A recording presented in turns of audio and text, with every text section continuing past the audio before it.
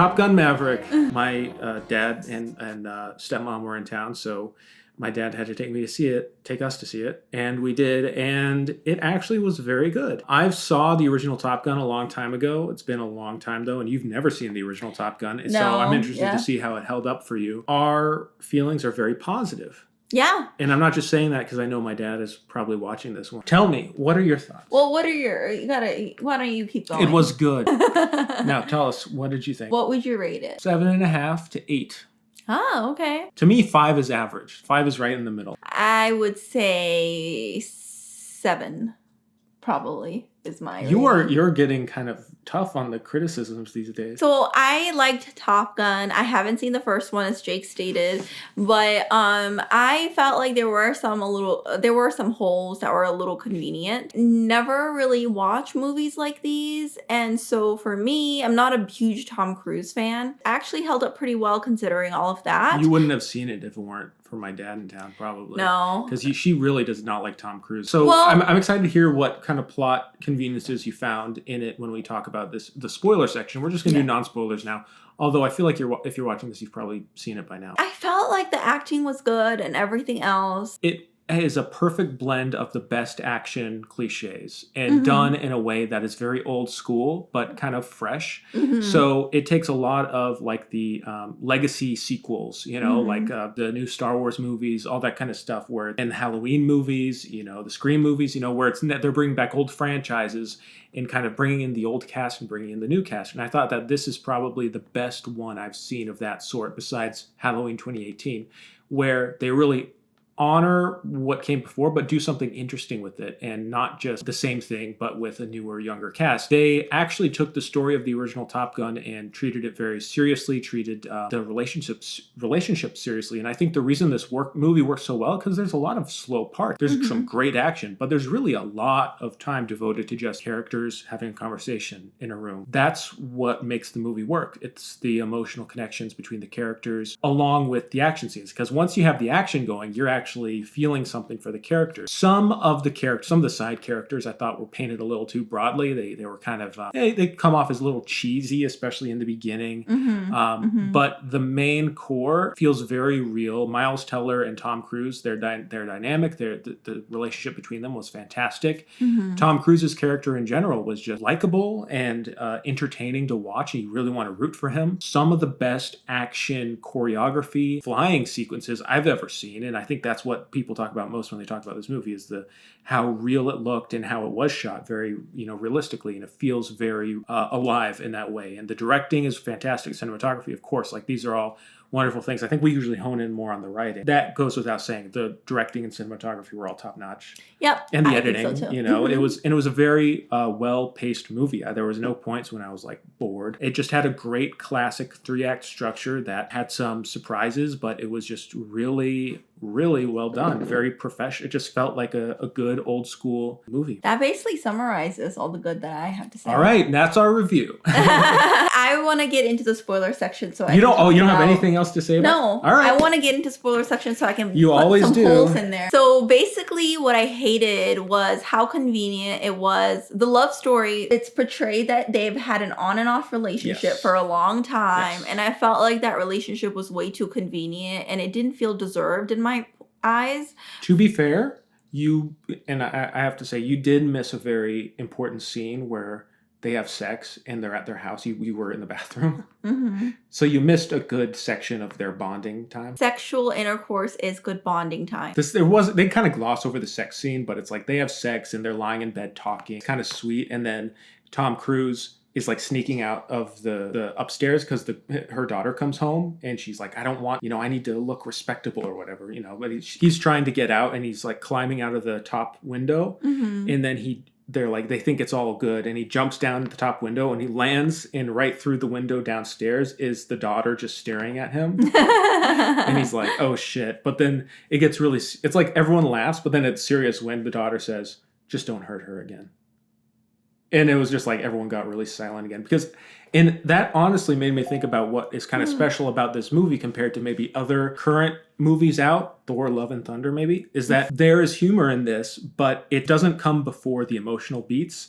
And it's like, what could have happened in that scene is Tom Cruise lands funny, everyone laughs, he's caught by the daughter, and it's awkward. And I was expecting to have him to have some kind of quip like, I'm getting too old for this shit. You know, like, who knows? But instead, there's that emotional moment where the daughter sees him, like, don't hurt her again. And it's like, that's very sweet. It explores the relationship between the daughter and the mother and Tom Cruise. And it's just a great moment. Of course, the 5-minute that I used to use the bathroom really, really quickly. You also missed the scene where they explain in detail the fundamentals of the mission, the final mission, and they have like this 3D diagram that explains what's so difficult about how they have to flip the plane and then go upside down and then like the G-force going up. Okay, I remember you telling me that because I remember you said, I was like, what did I miss? And you told me about that, and I was really disappointed that you said that because Miles Teller, he did a phenomenal job as an actor, but his character I felt like was not deserving of being chosen at the end by Tom Cruise's character. And the reason being is because Rooster did not have the courage to go the speed that it needed to fulfill the mission. Hold on. But there were other people in the class who did. Like who? Like the guy. Hangman? Can I argue completely? Because I think you kind of are hitting a valid point, but you're also off completely. All right. Because the issue between the two, and it was explained very clearly in the dialogue and in the scenes, is that Rooster was too cautious. You know, he has these fears. You know, his dad died flying, all this stuff. So he's way too cautious, and that's detrimental to the mission. He flies too slow, right? On the other hand, Hangman also failed the mission when they were practicing because he was going too fast and he was losing sight of the main part of the mission and he was losing his team behind. But and then in the practice scenario, Hangman's flying so fast that his partner gets lost and crashes. And he says like, well, that's on them. You know, they can't keep up. And then Tom Cruise is like, this isn't just about being fast. This isn't just about you being fast. This is about succeeding in the mission. So I think Tom Cruise's character, Maverick, is deciding when he has to decide between the two who to pick for the mission. He goes for the one who's looking out for his team, who's maybe flying a little too cautious. He's not perfect for the mission. Neither of them are. But I think he chose the option that best suits his own goals, which is to protect his team. But hold on, okay. With that in mind, do you not think that it was pretty obvious that he was going to pick Rooster because he delayed Rooster's career by 5 years? Find this out that it was his mother's last wish, so Tom Cruise's character Maverick did it because of that. Another scene, but nonetheless, do you really think Maverick would have let him be disappointed again and hate him for the rest of his life of delaying his career 5 years, but at the same time also not being picked for this mission? Don't you think that Tom Cruise really, because the whole time, but that's the emotional conflict. Exactly. That's but the whole time, what was his? That's good writing. When he got picked to be an instructor, the whole time it was about, oh, you can't disappoint Rooster. You can help Rooster. It was all about helping Rooster. From the very top, it was zoned in on Rooster. So it was like other people didn't even have a chance, and this was just a convenience that, oh, the guy who was actually good at speed, he's not a team player. No. But, which is, by the way, really contradicted by... Rooster succeeded despite being pushed back. He had the odds against him. Oh, and of course... And still he succeeded, you know. Nepotism helps, but also... It wasn't nepotism. He was pushed back. He was excluded, and then he was brought in afterwards. So he had to fight harder to make it to where he was because he was set back. But I think that they said in the movie he was set back for like 4 years. I know that part, yes. He was definitely set back. Completely 100% agree with you. I'm talking about this specific mission. I don't think the other team... I think he already had a big favor going on for him with Maverick. I disagree. And I think that... I think that the writing made it very clear that it was this emotional conflict in Maverick to either exclude him again and, satisfy the promise he made to Rooster's mother, or to let him in and then create some kind of, let Rooster, not exclude him again and let him actually But the whole time be part of it. And that's also part of Maverick's journey, which is he has to let go of his fears. He has to let go, which is very explicitly stated in the movie. He has to let go. That's part of his emotional journey. I understand that. It's just really important for his character. I understand that, and your points are valid, but could it also not be valid that on top of everything, there is a big part that's very obvious of Maverick who does not want to disappoint Rooster again after seeing how much Rooster hates him for holding back his career in the past. And because he let his partner, who was his dad, die, that he really feels like he owes Rooster something. That's all I'm trying to get at. So there is a little convenience about Rooster being the one who gets chosen at the end. But it's also made clear that he deserves it. And also, he becomes what he's supposed to be. It is a minor nitpick. I agree with that. Okay. But I'm saying that the movie because I think that to me that seems like a good thing. It doesn't seem like a problem to me. No, I'm not saying it's a big problem. It is a minor No, it seems like an asset because it sets up a really good emotional stakes for their relationship. I don't know, because I felt like all the surprise was gone for me. I mean, I knew it was going to be Rooster from the very top, so it kind of took an element of surprise of who makes it, there are things where it's like you need it to happen. Honestly, to me, this wasn't a movie about subverting my expectations, and I wasn't really waiting for that when we watched the movie.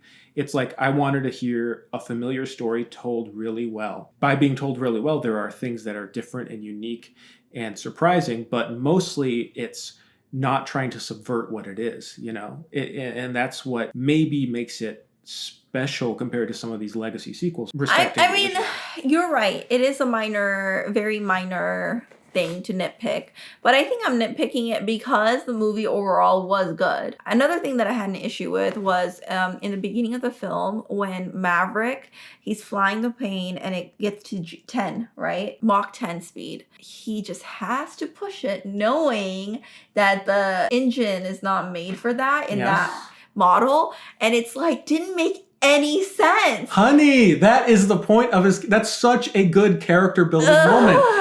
It's so elegant and simple of showing who the character is, and that's what makes us like him and also see what's wrong with him. Well, you know what? That's why he hasn't succeeded. That's why he hasn't gone so far in his career. Yes. And that's why he needs to let go later in the story, Let go of being a moron? But why would you push a plane to 10.3, 10.4? I thought that was such a good character moment. Even in the beginning, it's like, don't push it 10.1 now. You remember, you only need to do 10. The point is that it was stupid. He knows it's stupid, but he has to do it anyways. That's his character flaw.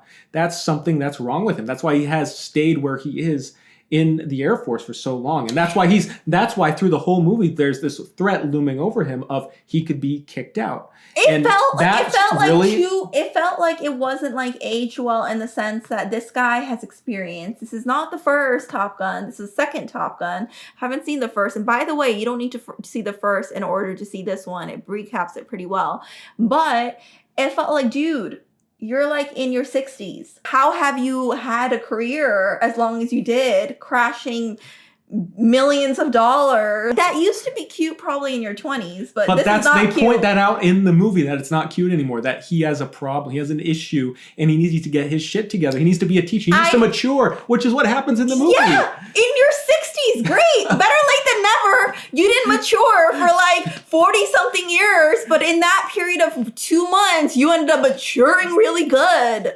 You realize it's good that he has character development in the movie, right? I understand your point. I get your point. Oh my God. They're going to agree with me in the comments, I know. Maybe I lost this one. Yeah. I'll take the L. All right, can I go out on a limb then and maybe risk being ridiculed in the comments? One of my issues with the movie, and I realize it's not a totally realistic movie, but for most of the movie, there is this sense of realism in a way, like things that are kind of probable and make sense. The one thing that got to me, and I get why they made this choice of not having a real country as the enemy. I love that. Okay. I see why you love that. And I get that it kind of pacifies us and makes us feel like this is good. On a like a fundamental level, I think it's kind of bad because, and on a political level, I think it's bad because it just makes us see it's just the other, and it's kind of like the Air Force is just like the good guys no matter what, and the other, they're just this faceless enemy, literally faceless. We don't see their faces, we don't see their ethnicity or anything. We just see this other that we're attacking that are the enemy. We don't question why they're the enemy. Again, I understand this is a Top Gun movie. It didn't ruin the movie for me. In fact, I'm fine with it. And on one level, I can appreciate why they did that for this movie. I think it would have been weirder if they didn't do that. And if it was like they were fighting Russia or something, I think it would have been a lot more difficult. It still bugs me and it still pulls me out of the movie because I'm having these questions of, okay, who are we fighting? What country is this? What's only really bothered me at the very end when they are struck down and they are in the snow in the forest. Who is the enemy? What is the threat here? And then to me, it kind of becomes a little bit Star Wars-ish, where believability was kind of out the window when they find a plane, they find one of the old Top Gun planes, and they fly that and escape. Mm-hmm. Okay, it's awesome. And like, I understand why they put that in the movie. When I turn my brain off, I'm not saying you need to turn your brain off, but it's like there was a part of me that was like, oh yeah, this is fun. This is cool. But also I was like, this is so over the top cartoony, Honey, yeah. can I pause? Yes. That makes the movie unbelievable to you, not the movie time where this guy has 40, 50 something year old career while he's crashing $1 million. I don't know how careers in the Air Force go. I mean, I have no idea about that. So do you know? But I do know that I'm pretty sure you can't just like run and find a plane and just start it and jump in and fly away, how in like Star Wars movies or whatever, or like James Bond movies where they find, or even Mission Impossible. It felt like a Mission Impossible scene instead of a Top Gun scene. I've never seen Mission Impossible. Right, but in Mission Impossible, there's kind of like, you kind of have to take this level of believability and kind of throw it out the window. And with this movie, I thought like, okay, this is kind of a Mission Impossible scenario. They're on the ground, they have to escape the bad guys, and they have to, hijack a plane. And it goes well and according to plan, whatever. Again, I thought it was super fun, but it also felt like, yeah, this is a Top Gun scene this is a Mission Impossible scene in a Top Gun movie. Besides that, I loved the ending. I thought that the emotional stakes were all very clear. And the reason I don't have a ton of issues with it is because the emotional core of the emotional beats between Maverick and Rooster were done so perfectly. The character moments, like when they're on the forest and then Maverick runs and shoves Rooster, it's like, really I was funny. Saving you. I was saving you. And Come on, I'm supposed to save you. You got to think. It's like, you told me not to think. yeah. And another Star Wars thing is when they're trying to shoot the target, and it's like literally Death Star when he's like, okay, don't think.